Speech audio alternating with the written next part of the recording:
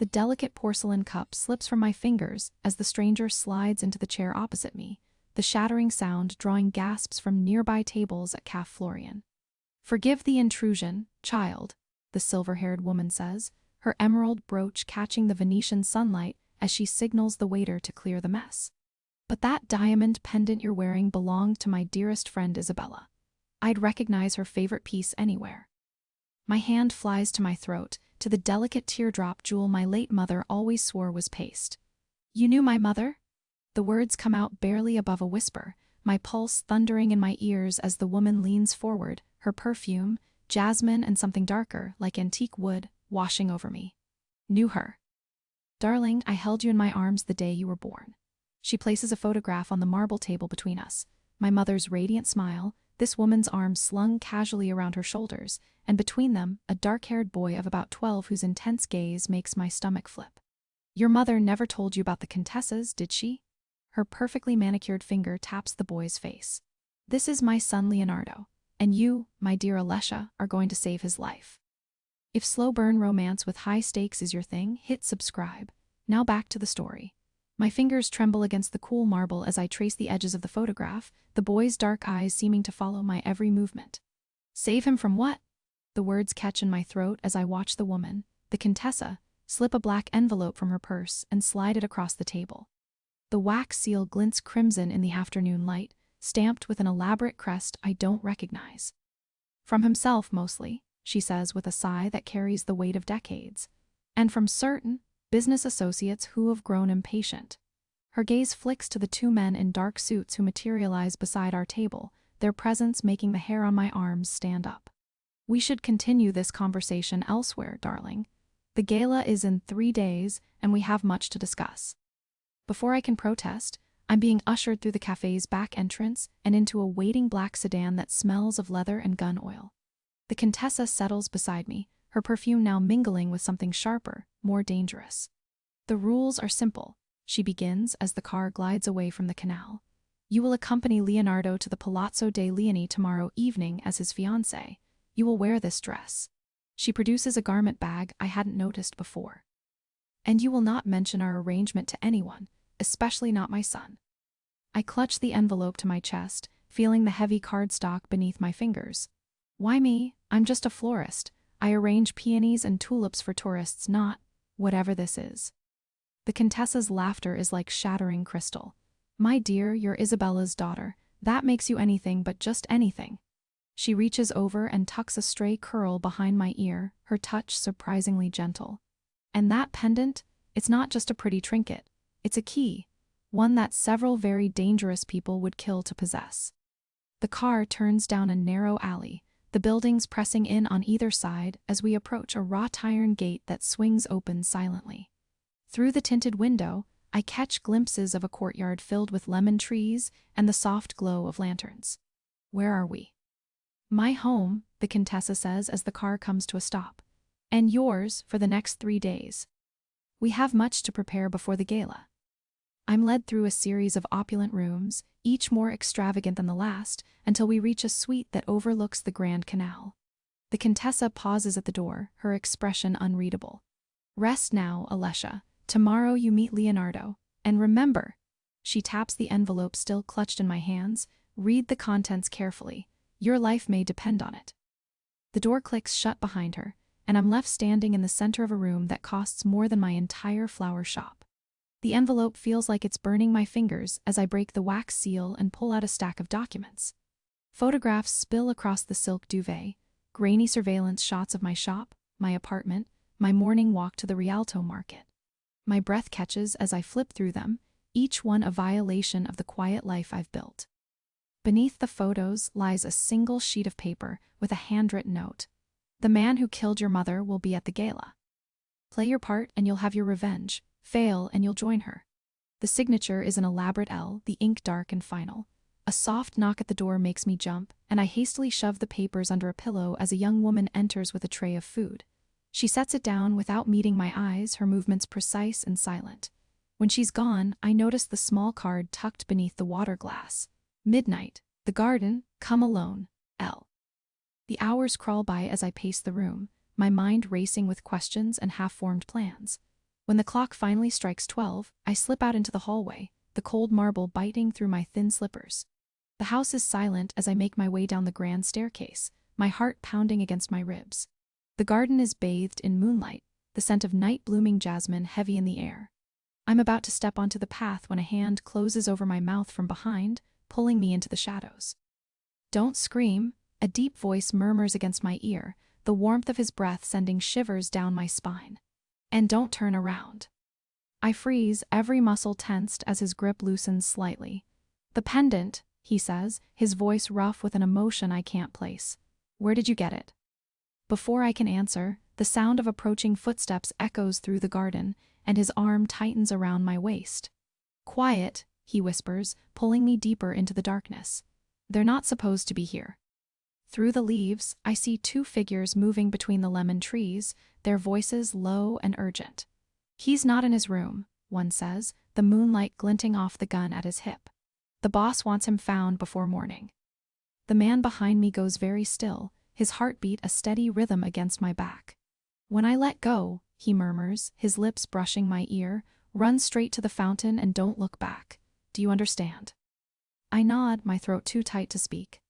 His hand drops from my mouth, and I'm about to bolt when he turns me to face him. In the dim light, I recognize the intense gaze from the photograph, older now, harder but unmistakable. Leonardo. "Wait," I whisper, my hand closing around his wrist. "Your mother doesn't know everything," he interrupts, his eyes scanning the garden. "And neither do you. Now go."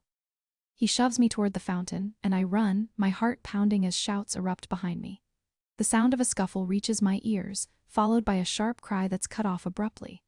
I reach the fountain and press myself against the cold stone, trying to quiet my breathing. Footsteps approach, slow and deliberate, and I squeeze my eyes shut, bracing for the worst. But when I open them, Leonardo is standing over me, a dark stain spreading across his white shirt. "You shouldn't be here," he says, his voice tight with pain. "This isn't your world, florist." I reach for the wound on his arm, but he catches my hand, his grip like iron. "Why did you bring me here?" I ask, my voice barely above a whisper. His thumb brushes over my knuckles, a gesture that feels strangely intimate. "I didn't," he says, his dark eyes searching mine. "But now that you are, we need to talk, starting with why you're wearing my mother's pendant." The pendant suddenly feels like a lead weight against my collarbone, its delicate chain burning into my skin as Leonardo's words hang between us. His grip on my hand tightens almost imperceptibly, but I don't pull away because the pain in his eyes has nothing to do with the blood staining his sleeve. "Your mother?" The words taste like betrayal on my tongue, and I watch as a muscle jumps in his jaw when I say it. He releases my hand abruptly, reaching into his jacket with his good arm to produce a silver flask, the movement fluid despite his injury. "Drink this," he commands, unscrewing the cap with his teeth before pressing the cool metal into my palm. The sharp scent of grappa fills the space between us as I take a hesitant sip, the alcohol burning a path down my throat, while he tears a strip of fabric from his ruined shirt with a quick, practiced motion. A sudden commotion at the cafe entrance makes us both freeze, and before I can react, Leonardo has me pressed against the alley wall, his body shielding mine as two men in dark suits rush past the opening. His chest rises and falls against my back, and I can feel the steady thrum of his heartbeat through the thin silk of my dress. "We need to move," he murmurs against my ear, his breath warm against my skin as he takes my hand again, this time lacing our fingers together in a gesture that feels far too intimate for strangers. He leads me deeper into the maze of Venetian alleyways, our footsteps echoing off the ancient stone walls, while the scent of salt water and decay grows stronger with each turn. We emerge onto a deserted dock, where a sleek black motorboat bobs in the murky water, its engine already idling with a low, impatient growl. "Get in," Leonardo orders, his tone leaving no room for argument as he helps me over the edge, his hands lingering at my waist for a fraction longer than necessary. The boat lurches forward the moment my feet touch the deck, sending me stumbling against the polished wood paneling, while Venice recedes into a glittering mirage behind us. Moonlight dances across the dark water as we cut through the lagoon, the cold spray stinging my cheeks while I clutch the pendant at my throat, its edges digging into my palm like a silent accusation. Leonardo stands at the helm, his profile sharp against the night sky, as he navigates the winding canals with an ease that speaks of countless midnight escapes. The wind catches his dark hair, whipping it across his forehead as he spares me a glance over his shoulder, his expression unreadable in the dim light. "The pendant," he says, his voice barely audible above the roar of the engine. "How did you come by it?" I open my mouth to respond, but the words die in my throat as a sudden burst of gunfire echoes across the water, the sharp crack sending a flock of sleeping birds scattering into the night. Leonardo swears under his breath, shoving the throttle forward as the boat leaps ahead, the sudden acceleration pressing me back against the leather seat. We round a bend to find another vessel blocking our path, its silhouette ominous against the moonlit water as three armed figures stand ready on deck. Leonardo's hand goes to his waistband, his movements calm and deliberate as he draws a sleek black pistol from beneath his jacket. "Get down," he orders, and this time I don't hesitate, dropping to the deck just as the night erupts in a deafening exchange of gunfire. The acrid smell of gunpowder fills the air as bullets whiz overhead, splintering the polished wood of the helm while Leonardo returns fire with deadly precision. I press myself against the cold fiberglass, my heart hammering against my ribs as I watch him move with lethal grace, each shot finding its mark with terrifying accuracy. The ambush ends as suddenly as it began, the other boat veering away into the darkness with a wounded groan of its engine, leaving behind only the fading echo of gunfire and the coppery tang of blood in the air. Leonardo lowers his weapon, his chest rising and falling with the adrenaline of the fight as he turns to me, his eyes scanning my body for injuries. "Are you hurt?" he demands, his voice rough with concern as he kneels beside me, his fingers brushing a stray lock of hair from my face. I shake my head, unable to form words as the reality of what just happened crashes over me, my hands trembling uncontrollably in my lap. He reaches into his pocket and pulls out the black envelope the Contessa gave me, the crimson seal gleaming in the moonlight as he holds it up between us. "This changes everything," he says quietly, his thumb tracing the unfamiliar crest pressed into the wax. "Do you have any idea what you've been dragged into, Alessia?" The way he says my name sends an unexpected shiver down my spine, and I find myself leaning toward him despite the danger still humming in the air around us. "Tell me," I whisper, my voice barely audible over the gentle lapping of the water against the hull. He hesitates for a moment, his dark eyes searching mine before he tears open the envelope with a quick, decisive motion, his expression hardening as he reads the contents. The boat slows as we approach a secluded palazzo, its crumbling facade rising from the water like a ghostly sentinel in the moonlight. Leonardo kills the engine, letting the current carry us the last few meters to a set of weathered stone steps that disappear into the dark water. "We're here," he says, his voice tight with an emotion I can't quite place as he secures the boat to a rusted iron ring set into the stone.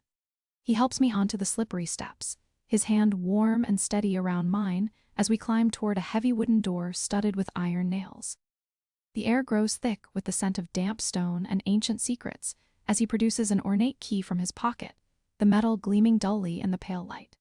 Inside, the palazzo is a study in faded grandeur, with water-stained frescoes peeling from the ceiling and tattered velvet drapes hanging limply from gilded rods. Leonardo leads me through a series of cavernous rooms, our footsteps echoing off the marble floors as dust motes dance in the moonlight streaming through broken windows. He stops before a massive fireplace, its mantelpiece carved with the same crest that sealed the envelope, and presses a hidden panel that swings open with a soft groan. "After you," he says, gesturing into the darkness beyond, and though every instinct screams at me to run, I step forward into the unknown, the weight of the pendant heavy against my skin like a promise I never meant to make. The passageway swallows us whole, the air thick with the scent of damp stone and something metallic that coats the back of my throat. Leonardo's hand rests against the small of my back, guiding me forward with a pressure that's both protective and proprietary, while the hidden door clicks shut behind us with finality. "This tunnel connects to the old merchant routes beneath the city," he murmurs, his breath warm against my ear as we descend uneven steps worn smooth by centuries of footsteps. "They were used during the plague years to move goods without contamination." The pendant seems to pulse against my skin, as if responding to the weight of history pressing in from all sides. Our footsteps echo through the narrow corridor, the only illumination coming from flickering sconces that cast dancing shadows across Leonardo's sharp profile. He moves with the quiet confidence of someone who knows every crack in these ancient stones, every potential threat that might lurk in the darkness. "Tell me about the first time you saw that necklace," he says casually, though the intensity in his voice betrays his interest. "Your mother must have told you stories about its origins."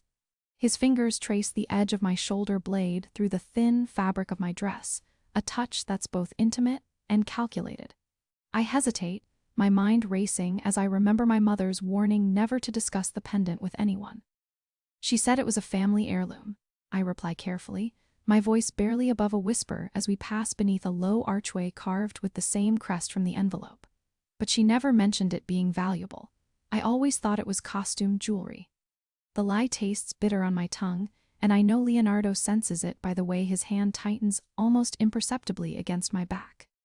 We emerge into a vast underground chamber where the air smells of salt water and old money, the walls lined with wine racks that stretch toward a vaulted ceiling lost in shadow. A single table stands in the center of the room, set for two with crystal glasses and a bottle of Barolo that catches the candlelight like liquid rubies. "Sit," Leonardo commands, pulling out a heavy wooden chair for me before taking his own seat across the table. We have much to discuss, Alessia, and I find conversations flow more honestly over good wine. He pours the wine with practiced elegance, the rich aroma of black cherries and tobacco filling the space between us as he studies my face with those unsettlingly perceptive eyes.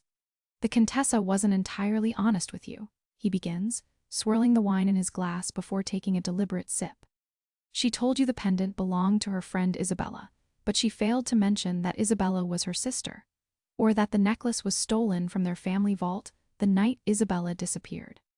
His gaze drops to the diamond at my throat, and for the first time, I notice a flicker of something like pain in his expression before he schools his features back into their usual impassive mask. The wine turns to ash in my mouth as I process this new information.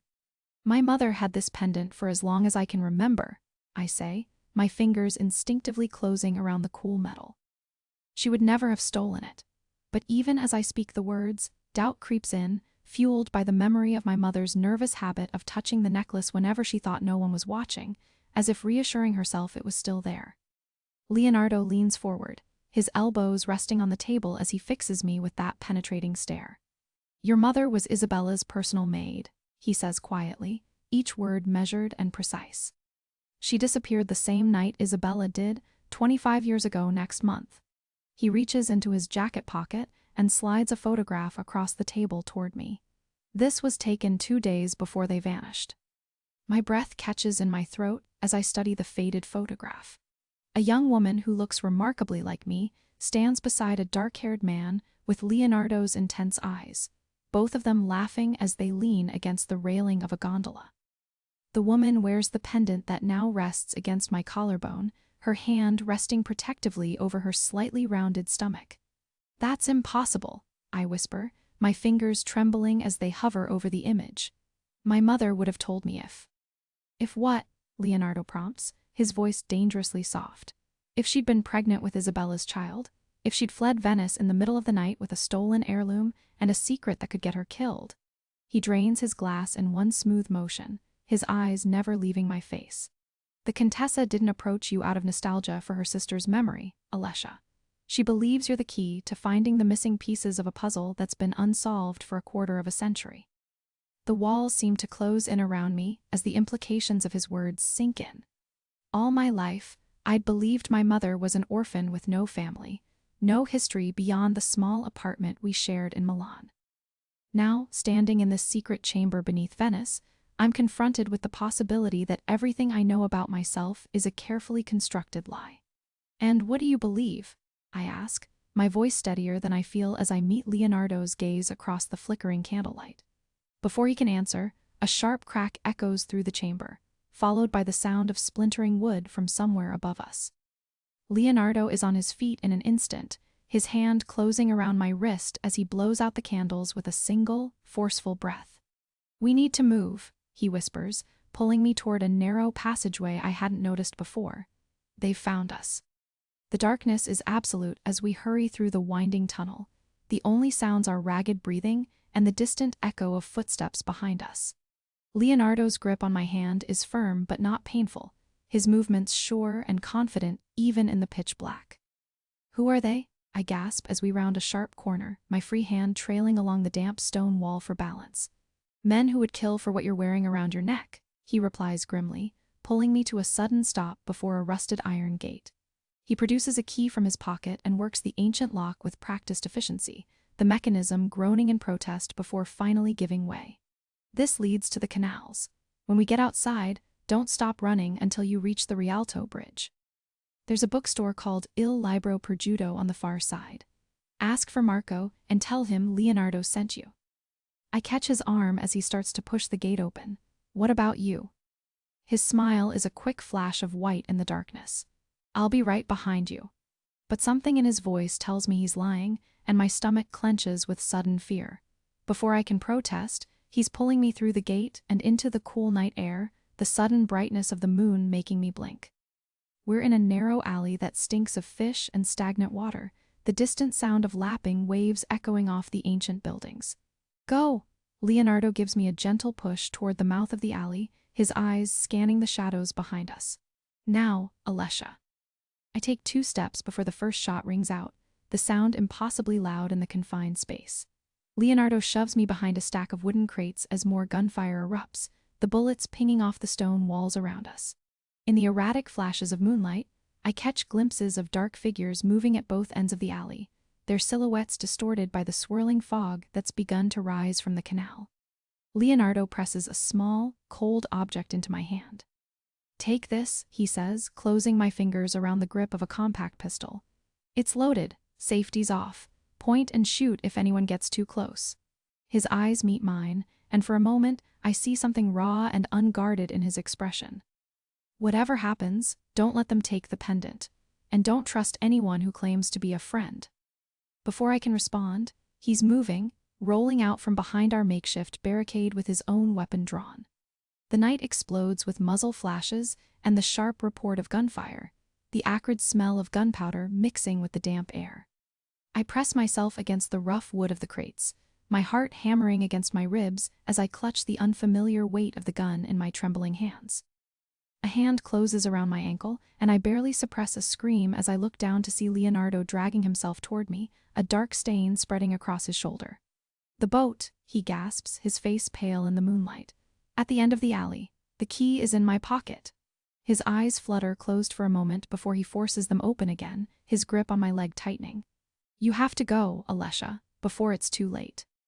I shake my head, my fingers fumbling for the wound on his shoulder. "I'm not leaving you here," I say, my voice thick with tears I refuse to shed. "Not after everything you've just told me." The pendant feels like ice against my skin as my fingers finally find the wound, the fabric of Leonardo's shirt already soaked through with blood that looks black in the dim light. "You stubborn woman," he hisses through clenched teeth, but he doesn't stop me from ripping the sleeve away to examine the damage. The bullet graze is deep enough to make my stomach turn, but I've seen worse in my father's clinic back home. "Give me your tie," I demand, already reaching for the silk at his neck. He watches me with hooded eyes as I work, his breath coming in short, controlled bursts that do little to mask his pain. The alley around us is unnaturally quiet, the only sounds are breathing and the distant lapping of water against stone. Leonardo's hand closes over mine when I press the makeshift bandage against his shoulder, his fingers surprisingly steady despite the blood loss. "The boat," he repeats, his voice low and urgent. "We need to move before they circle back." I can feel the weight of his gaze on me, assessing, calculating, and something else I can't quite name. The key he mentioned is cold against my palm when I retrieve it from his pocket, and I try to ignore the way my fingers tremble as they brush against the hard planes of his chest. We move together through the narrow passage, his arm heavy across my shoulders, his warmth seeping through my dress. The scent of him, expensive cologne mixed with copper and sweat, fills my senses as we stumble toward the water's edge. The boat is exactly where he said it would be, a sleek black speedboat bobbing gently in the murky canal. Getting him aboard takes every ounce of my strength, and by the time we're both in the boat, my dress is ruined beyond repair, the delicate fabric torn and stained with blood. The engine roars to life beneath my hands, the wheel vibrating as I guide us away from the crumbling stone walls and into the maze of canals. Leonardo slumps in the seat beside me, his face pale in the moonlight, but his eyes remain alert, scanning the dark water behind us. "Head for the old fish market," he instructs, his voice tight with pain. "There's a safe house nearby." The night air whips around us as we speed through the sleeping city, the ancient buildings rising like sentinels on either side of the narrow waterways. I can feel Leonardo's gaze on my profile, studying me with an intensity that makes my skin prickle. "You handled yourself well back there," he says after a long moment, his words almost lost in the wind. "Most people would have run." I keep my eyes fixed on the dark water ahead, my knuckles white on the wheel. "I'm not most people," I reply, the words coming out sharper than I intended. The pendant swings against my collarbone with every bump and turn, a constant reminder of the secrets that brought us here. The Contessa's words echo in my mind, mingling with the roar of the engine and the pounding of my own heart. We reach the fish market as the first hints of dawn begin to lighten the sky, the empty stalls casting long shadows across the deserted square. Leonardo directs me to a nondescript door tucked away in a corner, the wood weathered and worn. He produces another key from somewhere, his movements precise despite his injury, and the door swings open to reveal a narrow staircase leading up. The apartment is surprisingly spacious, all dark wood and rich fabrics, with large windows overlooking the Grand Canal. I help Leonardo onto a leather sofa, my hands lingering on his shoulders longer than necessary as I ease him down. "Let me see," I say, reaching for the blood-soaked bandage. He catches my wrist, his grip firm but not painful. "Later," he murmurs, his dark eyes searching mine. "First, tell me why you really came to Venice, Alessia. The truth this time." I swallow hard, my pulse jumping beneath his fingers. The pendant feels suddenly heavy against my skin, the weight of my mother's secrets pressing down on me. "I came to find out who I am," I whisper, the admission tasting bitter on my tongue. "My mother left me this pendant and a letter. She said the answers were here." Leonardo's expression doesn't change, but something shifts in his eyes, a flicker of recognition that sends a chill down my spine. "Isabella," he says softly, the name hanging between us like a ghost. "Your mother was Isabella Morti." The world seems to tilt on its axis, the air rushing from my lungs. "You knew her?" My voice is barely a whisper, the words catching in my throat. "How?" He releases my wrist, his hand falling to his side as he leans back against the cushions with a pained sigh. "That's a long story, Piccola. One that begins and ends with the very people who are trying to kill us now." His gaze drifts to the window, where the first rays of sunlight are beginning to paint the sky in shades of pink and gold. "And I'm afraid it's a story that makes you a target, whether you like it or not." I sink onto the edge of the sofa beside him, my mind reeling with the implications of his words. The pieces are starting to fall into place. The Contessa's warning, the attack in the alley, the way Leonardo seems to know more about my past than I do. "Tell me," I say, my voice steadier than I feel. "I need to know everything." Leonardo studies me for a long moment, his dark eyes unreadable in the dim light. Then, with a slow nod, he begins to speak, his voice low and measured as he weaves a tale of power, betrayal, and a love that defied the very laws that governed his world.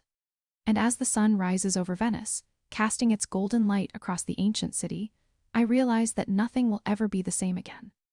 The first rays of dawn paint the Grand Canal in shades of rose and gold as Leonardo guides me through a concealed doorway behind a faded tapestry in the tunnel wall. Sudden brightness makes me blink against the glare, my hand automatically rising to shield my eyes as we emerge into what appears to be a private dining room overlooking the water. Crystal chandeliers cast prisms of light across the marble floor, and the lingering scent of espresso and fresh-baked bread hangs in the air. "Where are we?" I ask, my voice still rough from the night's revelations. Leonardo moves to the window, his silhouette sharp against the morning light, and presses a hidden panel in the wall. A soft chime echoes through the room. "Somewhere safe," he says, his tone clipped, but I notice the way his right hand presses against his side where I'd stitched his wound hours earlier. "Sit, you need to eat." A hidden panel slides open, and two men in crisp white jackets wheel in a cart laden with silver domes and a carafe of steaming coffee. They move with practiced efficiency, arranging place settings of delicate china and crystal before disappearing as silently as they came. I watch Leonardo pour coffee into both cups, his movements precise despite the tension in his shoulders. The rich aroma fills the space between us as he pushes a cup toward me, his fingers brushing mine for the briefest moment. "You should rest after you eat," he says, his dark eyes meeting mine across the table. "The doctor will be here within the hour to check your handiwork." I look down at my hands, still smudged with his dried blood beneath my nails, and feel a strange twist in my chest. "I thought you didn't trust doctors." The corner of his mouth lifts in what might be the ghost of a smile. "I don't," he admits, pulling out a chair for me. "But I trust you, and you seem to think it's necessary." The admission hangs between us, more intimate than any touch. I take the offered seat, the silk of my dress whispering against the upholstered chair as I try to process the weight of his words. The table is set for two, with fresh flowers and linen napkins folded into intricate shapes, a stark contrast to the violence of the previous night.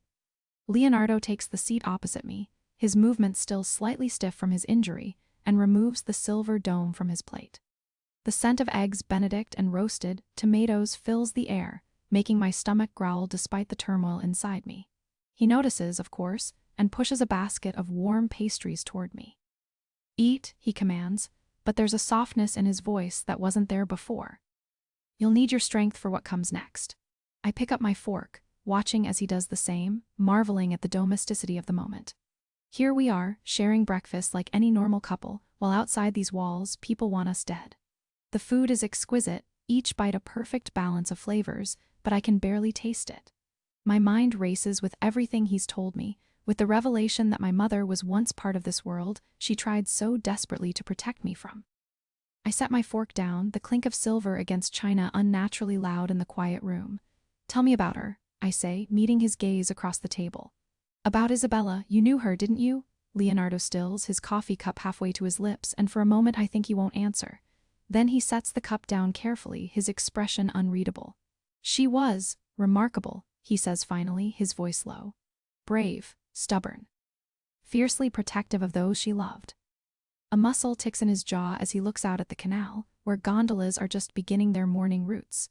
"She saved my life once," he continues, so quietly I have to lean forward to hear him, "when I was young and stupid and thought I was invincible." There's a vulnerability in his eyes when he turns back to me, a rawness that makes my breath catch. "She was the only one who ever stood up to my father, the only one who ever told him no." I reach across the table without thinking, my fingers brushing against his.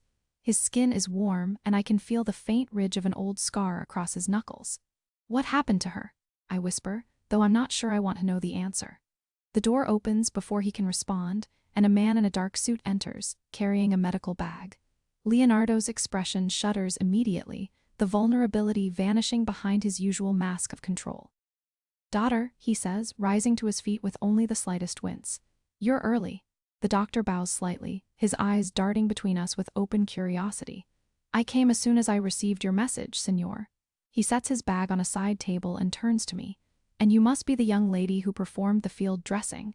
Impressive work, given the circumstances." I stand, smoothing my dress, suddenly self-conscious about my disheveled appearance. "I had some training," I say, avoiding Leonardo's gaze. "My father was a doctor." The doctor nods, already unpacking his instruments. "Then you'll understand when I ask you to wait outside while I examine the patient." I open my mouth to protest, but Leonardo shakes his head almost imperceptibly. "Wait for me in the garden," he says, his tone leaving no room for argument. "We'll continue our conversation there." A servant appears as if summoned, gesturing toward a set of French doors that lead to a terrace overlooking a private courtyard. I hesitate for only a moment before following, the weight of unspoken words heavy between us. The morning air is cool on my skin as I step outside, the scent of jasmine and orange blossoms wrapping around me like a shawl. The garden is a hidden oasis, with manicured hedges and a central fountain that trickles softly in the morning quiet. I walk to the stone railing, looking out over the canal where the city is coming to life. Tourists with cameras and maps are already filling the piazzas, blissfully unaware of the danger that lurks beneath their feet. I touch the pendant at my throat, the diamond cool against my fingertips, and wonder how many secrets it holds. How many lives it's touched. How many it's ended. The French doors open behind me, and I turn to see Leonardo standing there, his jacket removed and his shirt unbuttoned at the collar, revealing the edge of the fresh bandage beneath. The morning light catches the silver at his temples, and for the first time I see the weight of years in his eyes, the burden of a life lived in shadows. He joins me at the railing, close enough that our shoulders almost touch. "The doctor says your stitches are holding," he says, his voice rough. He was impressed. I turn to face him, searching his face for some sign of the man who shared his secrets over breakfast. "Are you going to tell me what happened to my mother?" I ask, my voice barely above a whisper. He looks away, his jaw tightening. "Not here," he says finally. "Not like this." Before I can respond, he reaches into his pocket and pulls out a small velvet box. "This belongs to you," he says, pressing it into my hand. "Isabella wanted you to have it when the time was right." I open the box with trembling fingers to reveal a delicate gold locket, its surface worn smooth with age. Inside is a tiny photograph of a woman who looks so much like me it takes my breath away. "My mother," I whisper, tracing the image with my fingertip. Leonardo nods, his expression unreadable. "She gave that to me the night she died," he says, his voice barely audible over the sound of the fountain. "She made me promise to keep you safe, to keep you away from this life." I look up at him, tears blurring my vision. "Then why am I here?" He reaches out, his thumb brushing away a tear I didn't realize had fallen. "Because some promises are meant to be broken," he says softly, "and some bonds are stronger than blood." The weight of his confession hangs between us like a blade, suspended by a single thread. I trace the edge of the silver fork before me, the ornate dining room suddenly feeling too vast, too exposed despite the heavy damask curtains drawn against the morning light.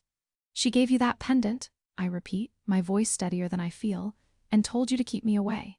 Yet here we are, sharing breakfast while armed men patrol the hallway." The delicate porcelain cup trembles against its saucer as I lift it, the bitter espresso burning my tongue. Leonardo leans back in his chair, the movement causing his tailored jacket to pull taut across his shoulders.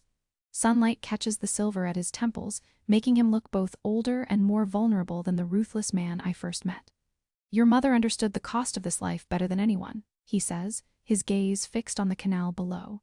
A vaporetto glides past, its wake rippling against the mossy stones. "She wanted you to have choices she never had." I set down my cup with deliberate care, the china clinking softly. "And you? What do you want, Leonardo?" The question hangs between us, more dangerous than any weapon in this room full of hidden threats. Before he can answer, the double doors burst open. Two men in dark suits enter, their polished shoes silent on the marble floor. The taller one murmurs something in rapid Venetian dialect that makes Leonardo's jaw tight. He rises smoothly, his hand brushing my shoulder in a gesture that could be protective or possessive, I can't tell which. "Excuse me, Alessia, business calls." He follows them out, leaving me alone with the remnants of our interrupted meal, and the black envelope the Contessa gave me, still unopened in my pocket. The weight of it burns against my thigh as I slip my hand beneath the tablecloth, my fingers tracing the wax seal. The crest feels familiar beneath my touch, a lion rampant with a single rose clutched in its paw. My mother's stationery bore the same emblem. The distant sound of raised voices pulls me from my thoughts. I rise and move to the window, pressing myself against the cool glass.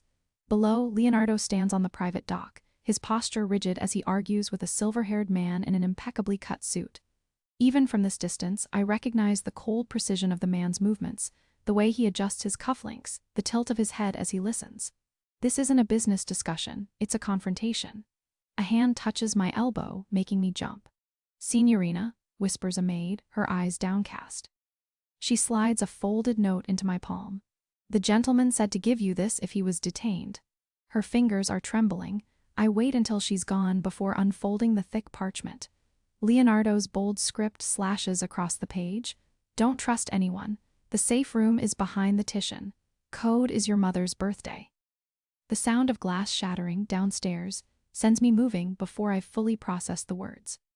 I grab the black envelope and my shawl, my heart hammering against my ribs as I scan the room. The Titian, a portrait of a dark-haired woman with knowing eyes, hangs opposite the fireplace.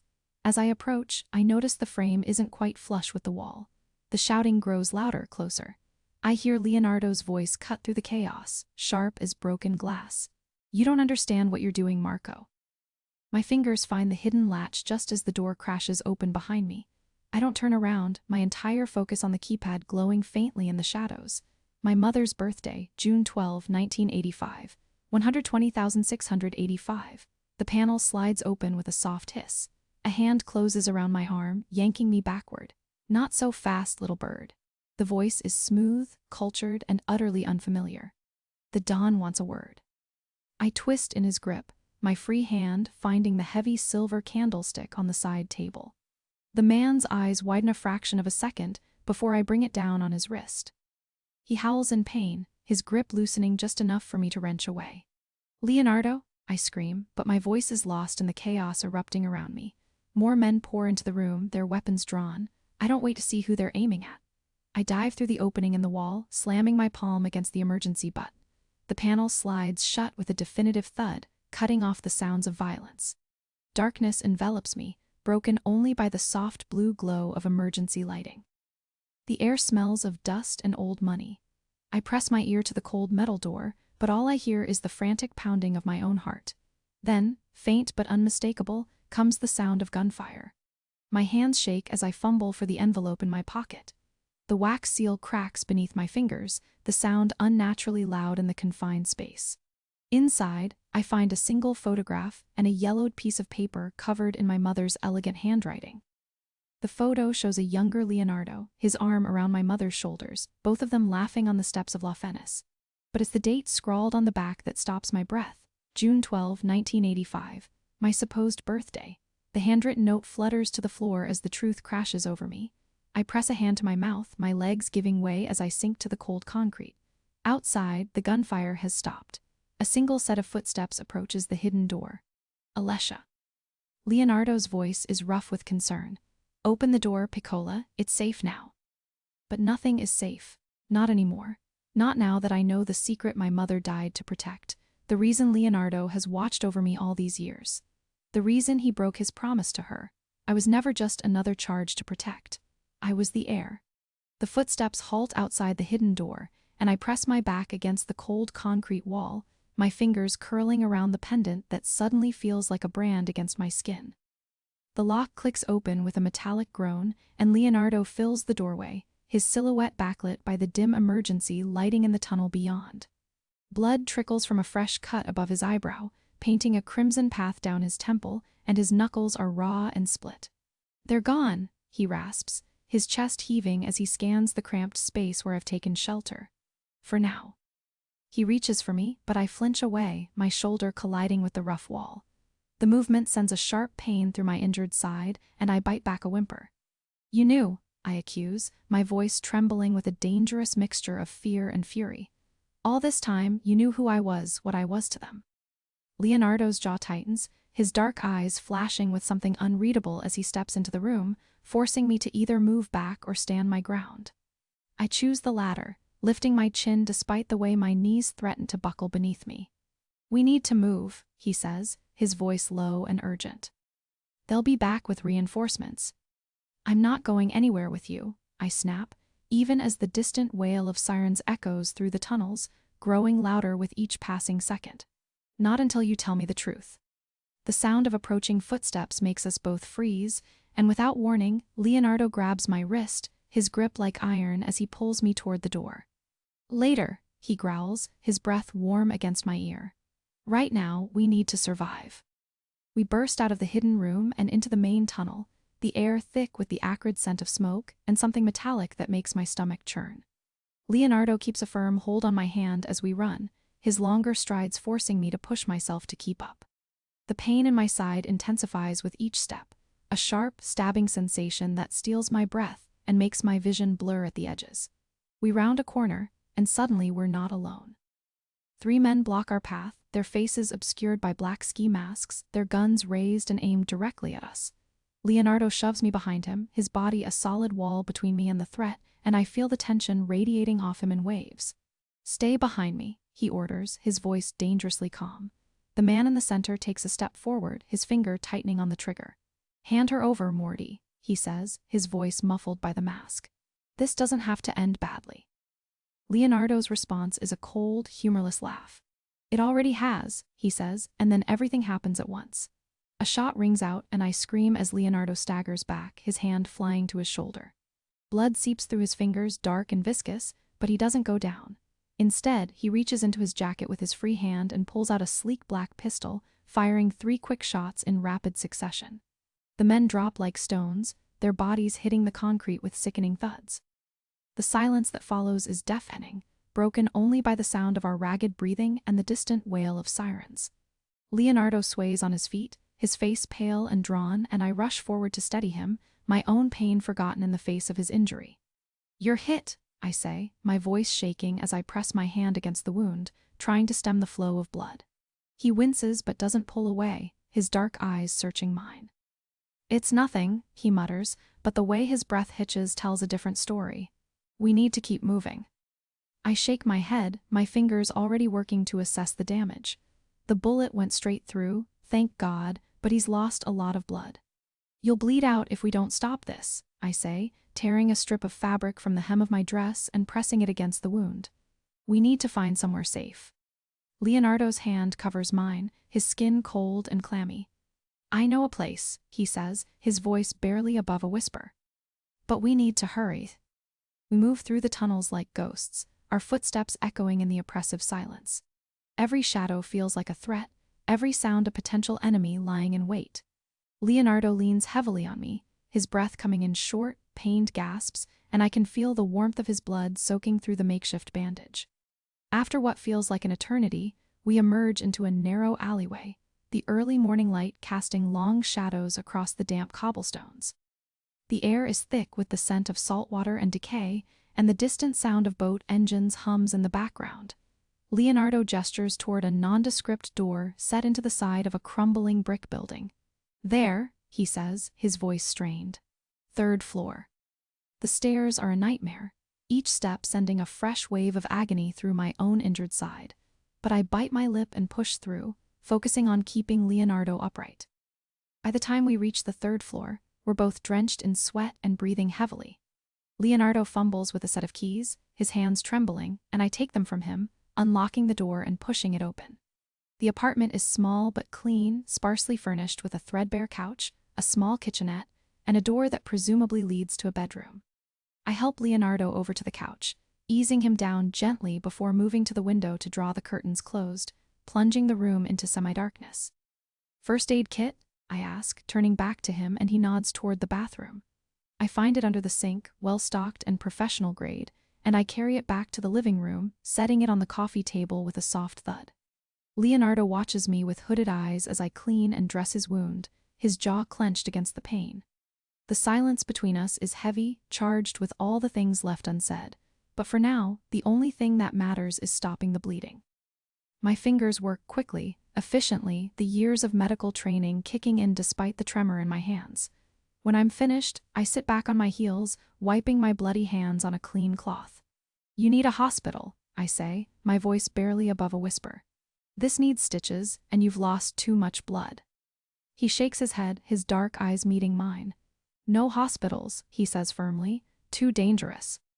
I want to argue, to insist, but I know he's right. The men who attacked us will be watching the hospitals, waiting for us to make a mistake. "Then tell me what to do," I say instead, my voice steadier than I feel. Leonardo reaches out, his fingers brushing against my cheek, leaving a smear of blood in their wake. "You already did," he says softly. "Thank you." The tenderness in his voice catches me off guard, and for a moment, I forget to breathe. The air between us crackles with unspoken tension, the weight of everything we're not saying hanging heavy in the space between us. My heart hammers against my ribs, a frantic rhythm that seems to echo in the quiet room. A sudden knock at the door shatters the moment, and we both freeze, our eyes locking in silent communication. Leonardo reaches for his gun, his movements slow and deliberate, and I hold my breath as the knock comes again, louder this time. "Leonardo?" A familiar voice calls from the other side of the door. "It's Marco. Open up." Leonardo relaxes slightly, but the tension doesn't leave his shoulders. "It's okay," he says, lowering the gun. "He's a friend." I nod, my heart still pounding as he pushes himself to his feet and moves to answer the door. Marco steps inside, his sharp eyes taking in the scene with a single sweeping glance. He's tall and broad-shouldered, with dark hair and a neatly trimmed beard, his expensive suit at odds with the shabby surroundings. "You look like hell," he says to Leonardo, his voice dry. Leonardo gives a humorless laugh. Feel like it too. He gestures toward me. Marco, this is Alessia. Alessia Marco. Marco's gaze lands on me, and I see a flicker of recognition in his eyes before he schools his features into a polite mask. Alessia, he says, inclining his head. I've heard a lot about you. I don't have time to wonder what that means before Marco turns back to Leonardo, his expression turning serious. We have a problem, he says, pulling a folded piece of paper from his pocket. The Rosses know about the pendant. They're offering a substantial reward for its return, no questions asked. Leonardo's face darkens, his hand instinctively going to his injured shoulder. How did they find out? Marco shakes his head. Does it matter? The point is, every two-bit thug in Venice is going to be looking for her now. He glances at me, his expression unreadable. You need to get her out of the city, Leo, tonight. Leonardo runs a hand over his face, his exhaustion evident. I know, he says heavily. But first, I need you to do something for me. Name it. I need you to take Alessia to the safe house in Murano, Leonardo says, his eyes meeting mine. Keep her there until I can sort this out. I shake my head, taking a step forward. No, I say firmly, I'm not leaving you. Leonardo's expression softens, and he reaches out to cup my face, his thumb brushing over my cheek. His thumb stills against my cheek, the rough pad of his finger catching on my skin as the distant echo of footsteps slaps against wet stone somewhere in the tunnels. You're not listening, Leonardo growls, but there's a thread of something else beneath the frustration, fear, maybe, or the same electric current that's been arcing between us since he pulled me from the canal. He shifts his weight, and a fresh bloom of crimson seeps through the makeshift bandage on his side, the coppery scent sharp in the damp air. I press my palm flat against the wound, feeling the heat of his skin through the fabric. You're bleeding again. The words come out steadier than I feel, my medical training overriding the tremor in my hands as I reach for the first aid kit. Sit down before you pass out and leave me to drag your stubborn ass through Venice. A ghost of a smile touches his lips as he lowers himself onto an overturned crate, the wood groaning under his weight. Always so practical, Alessia. His fingers close around my wrist as I begin unwrapping the soiled bandage, his grip firm but not painful. But this isn't negotiable. The safe house is compromised, I interrupt, tearing open a fresh gauze pad with my teeth. The antiseptic stings my nostrils as I dab at the angry gash, the muscle beneath my fingers tensing. You said it yourself. They knew about the tunnels, Leo. They knew about the boat. You really think they don't know about Murano? The silence stretches between us, broken only by the steady drip of water from the ceiling and the ragged edge of his breathing. Outside, a motorboat rumbles past on the canal, the sound muffled by layers of stone and time. When he finally speaks, his voice is low and rough. Then, where do you suggest we go? Because I'm fresh out of ideas, and we've got about 20 minutes before they finish searching the palazzo upstairs. I finish securing the new bandage, my fingers lingering on the taut skin of his abdomen longer than necessary. The old glass factory, I say, meeting his gaze. The one my mother used to take me to when I was a child. It's abandoned now, but there's a caretaker's cottage in the back completely off the books. Even my father didn't know about it.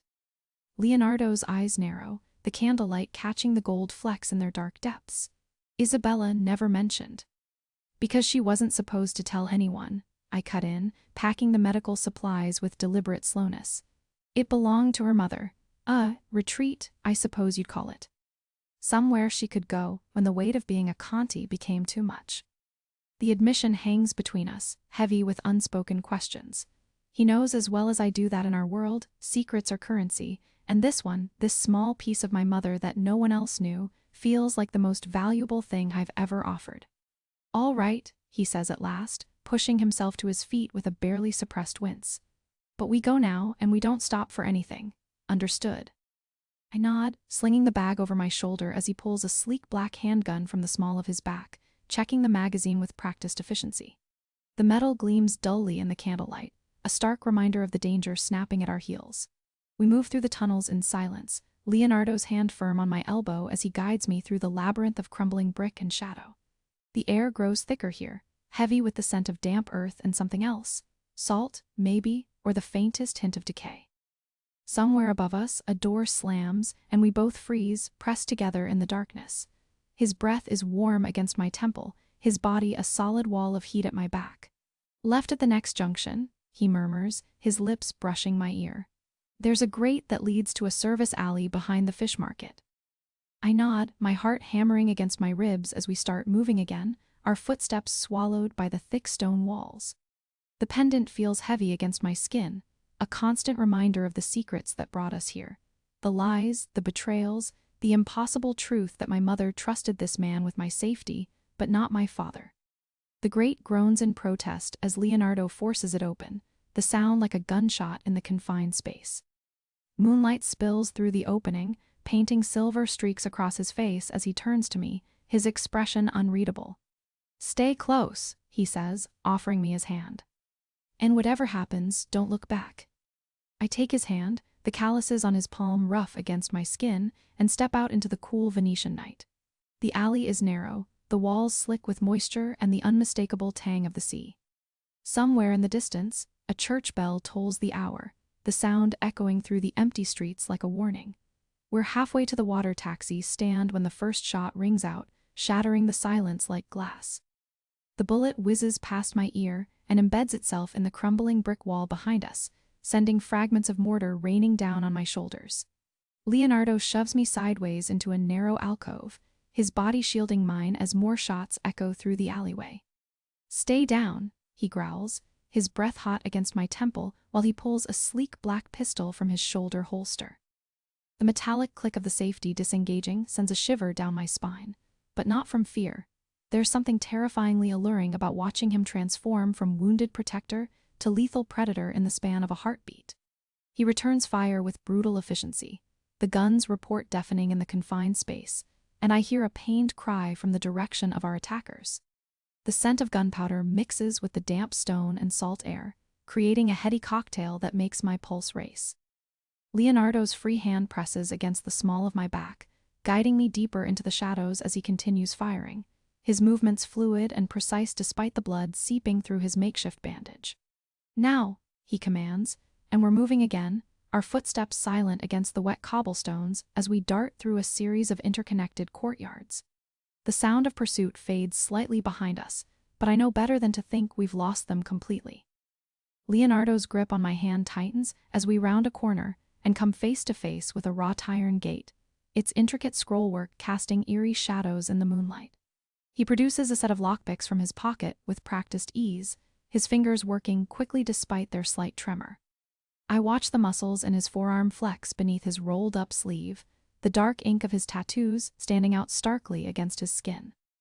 The lock clicks open just as shouting erupts from the alley behind us, and he pulls me through the gate, closing it silently behind us. We find ourselves in a walled garden that seems frozen in time, with overgrown rose bushes climbing crumbling stone walls and a moss-covered fountain bubbling quietly in the center. The air is thick with the scent of jasmine and damp earth, a stark contrast to the violence we just escaped.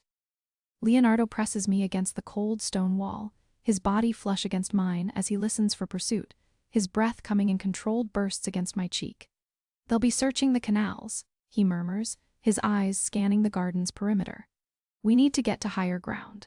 His hand slides down to my waist, his touch possessive and sure as he guides me along the wall toward a set of stone steps partially hidden by ivy. The steps lead up to a wooden door, its dark paint peeling with age, and Leonardo produces another key from his pocket, this one old and ornate, with an intricate crest engraved on its surface. The door opens with a soft creak, revealing a dimly lit corridor lined with oil paintings in gilded frames. The air inside is thick with the scent of beeswax and aged paper, and the plush carpet beneath our feet muffles our footsteps as we move deeper into the building. Leonardo locks the door behind us, his movements quick and efficient, before turning to face me with an intensity that makes my breath catch. "This is one of my family's safe houses," he explains, his voice low and rough. "We should be secure here for now." He reaches out to brush a stray lock of hair from my face, his fingers lingering against my cheek for a moment longer than necessary. The gesture is unexpectedly tender, at odds with the violence we just escaped, and something tightens in my chest. I open my mouth to speak, but he presses a finger to my lips, his eyes dark with unspoken warning. The sound of footsteps echoes from somewhere deeper in the building, and he pulls me closer, his body tensing as he listens. The footsteps grow louder, accompanied by the soft rustle of fabric, and Leonardo's hand tightens on my waist as a figure emerges from the shadows at the end of the hall. An elderly woman stands before us, her silver hair pulled back in a severe bun, her dark eyes sharp and assessing. She's dressed in a simple black dress, a set of keys jingling at her waist as she moves. Her gaze flicks from Leonardo to me, lingering on the pendant at my throat, and her expression softens almost imperceptibly.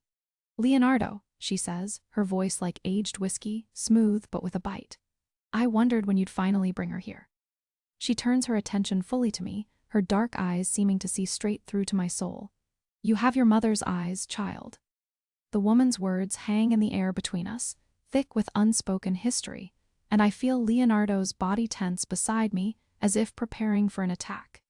His hand drifts toward the weapon concealed beneath his jacket, his movements deliberately casual despite the danger radiating from his coiled frame. "Myra," he says, his voice low and dangerous, "this isn't the time for your games." The woman Myra smiles, revealing perfect white teeth that seem too bright against the dim lighting of the underground chamber. "Always so dramatic, Leonardo," she chides, her fingers playing with the keys at her waist. "I'm not here to cause trouble. I'm here because Isabella asked me to watch over her daughter, should this day ever come." She turns her attention back to me, and I notice the fine lines around her eyes, the way her dark hair is threaded with silver at the temples. "Your mother and I were like sisters," she says softly. "We planned for this moment, though we prayed it would never be necessary." Leonardo steps forward, placing himself between Myra and me, his broad shoulders blocking my view. "Prove it," he demands, his voice like gravel. Myra's smile doesn't waver as she reaches into the neckline of her dress and pulls out a delicate silver chain. Dangling from it is a pendant that matches mine exactly, except where mine is set with a diamond, hers holds a deep blue sapphire. "Isabella and I had these made when we were girls," she says, her fingers tracing the familiar teardrop shape. "Two halves of the same whole. She kept the diamond, I took the sapphire. A promise that no matter what happened, we'd always protect each other's secrets." I feel the blood drain from my face as I reach for my own pendant, the metal suddenly cold against my skin. "What secrets?" I whisper, but before Myra can answer, the distant sound of footsteps echoes through the tunnel behind us, growing steadily louder. Leonardo swears under his breath, his hand closing around my wrist. "We need to move," he says, his eyes scanning the shadows. "Now," Myra nods, her playful demeanor vanishing as she turns toward a section of the wall that looks no different from the rest. She presses her palm against the damp stone, and with a soft click, a hidden door swings inward, revealing a narrow staircase leading upward. "This way," she says, already climbing, "and try to keep up." Leonardo pushes me forward gently but firmly, his hand warm against the small of my back as we follow Myra into the darkness. The air grows warmer as we ascend, the scent of salt water and old stone giving way to something richer, more fragrant. After what feels like an eternity of climbing, we emerge into a small courtyard filled with blooming jasmine and lemon trees, the early morning light filtering through the leaves in dappled patterns on the flagstones.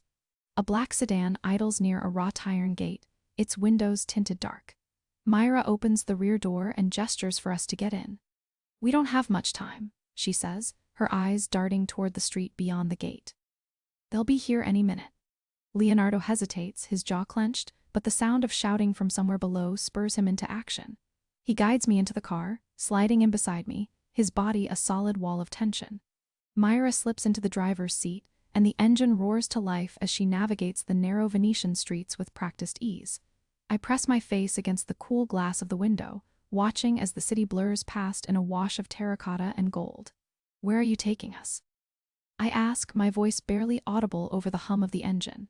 "Somewhere safe," Myra replies, her eyes meeting mine in the rearview mirror. "Somewhere your mother's enemies can't find you." Leonardo's hand finds mine in the darkness of the backseat, his fingers intertwining with mine in a silent promise. I squeeze back, drawing strength from his presence even as my mind races with questions. The pendant feels heavy against my skin, a constant reminder of the secrets that brought us here, of the mother I never really knew. As we speed across a bridge, the Grand Canal glittering below us like liquid silver, I realize that nothing will ever be the same again. The life I thought I knew, the The truths I believed in, all of it was built on a foundation of lies. And now, with Leonardo by my side and Myra at the wheel, I'm finally ready to uncover them all. The motorboat slices through the black water of the Grand Canal, the engine's purr barely audible over the pounding of my heart. Myra steers with practiced ease, her silhouette cutting a sharp profile against the moonlit palazzos that line the waterway. Leonardo's arm remains locked around my waist, his grip possessive even as he keeps his gun trained on the woman at the helm. The wind whips my hair across my face, carrying the brackish scent of the lagoon and something else, something metallic that clings to Leonardo's torn sleeve where the bullet grazed him earlier. "Where are you taking us?" Leonardo's voice is low and dangerous, his body coiled tight against mine as we round a sharp bend in the canal. Myra doesn't turn around, but I see her knuckles white on the wheel. "Somewhere your little fiancé can finally learn the truth about her precious mother." Her words slice through me, sharp as the dagger I know she keeps strapped to her thigh beneath her dress. "Isabella's secrets didn't die with her, Leonardo. You should know that better than anyone." The boat slows as we approach a crumbling boathouse, its wooden doors hanging crooked on rusted hinges. Moonlight filters through the decaying roof, casting strange shadows across the murky water lapping at the rotting pilings. Myra cuts the engine and turns to face us, her expression unreadable in the dim light. "Welcome to the House of Whispers," she says, her voice dripping with irony, "where the Conti family's dirty laundry comes to die." Leonardo's grip tightens on me as he rises, his movements fluid despite his injury. "If this is some kind of trap." "It's not a trap," Myra interrupts, her gaze locking with mine. "It's an education." She reaches beneath the console and pulls out an ancient-looking key. "Your mother left something here for you, Alessia, something she never wanted you to see." The boathouse groans as Myra forces the door open, revealing a narrow stone staircase descending into darkness. The air that wafts up is thick with the smell of damp earth and something else, something sweet and cloying that makes my stomach turn. Leonardo draws his gun, his other hand never leaving my arm as we follow Myra down the slippery steps. The chamber below takes my breath away. Dozens of candles flicker in wall sconces, their light dancing across walls covered in photographs and newspaper clippings. My mother's face stares back at me from every direction, younger than I remember, her eyes bright with a fire I never saw in her final days. But it's the images of Leonardo that make my blood run cold.